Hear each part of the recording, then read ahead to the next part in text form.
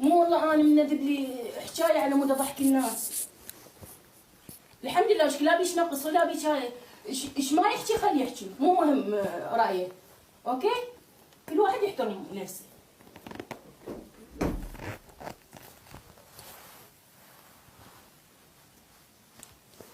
هذا لقصد اني بالشغل زايد.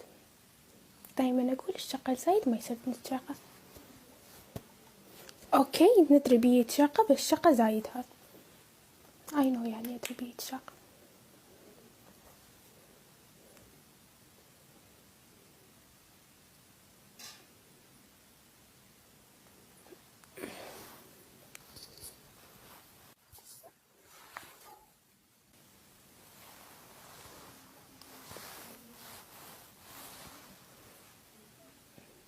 كام غوشت.